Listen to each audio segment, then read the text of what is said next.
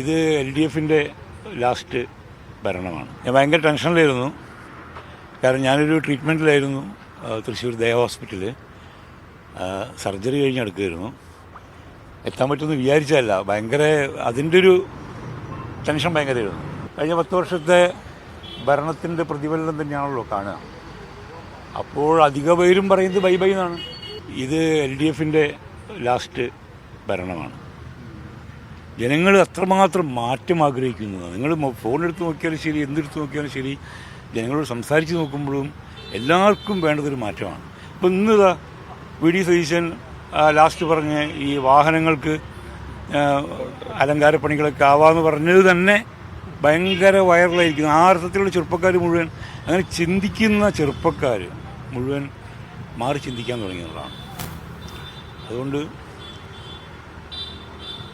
തുടർ ഭരണം ഉണ്ടാവില്ല എന്ന് നമുക്ക് ആശ്വസിക്കാം. മുഖ്യമന്ത്രി പിണറായി ചോദിക്കുന്നല്ലേ, പിണറായി ചോദിക്കുന്നതിന് ഇപ്പോൾ ആരും വിലക്കെടുക്കുന്നില്ല. വീട്ടിൽ പോയി ചോദിക്കുക എന്നൊക്കെ പറയുന്ന ഉത്തരങ്ങളാണ് കിട്ടുക. അതുകൊണ്ട് ഞാനൊന്നും അങ്ങനെ കൺസിഡർ ചെയ്യുന്നില്ല. ഒന്നാമത് അങ്ങനെ ഒരു ചിന്താശീലമുള്ള ആളൊന്നുമല്ല. ആരെങ്കിലും എഴുതി കൊടുക്കുന്നത് വായിക്കുക എന്നല്ലാതെ. ഇപ്പം നികേഷ് എഴുതി കൊടുക്കണമെന്ന് തോന്നുന്നു പറയുന്നുണ്ട്.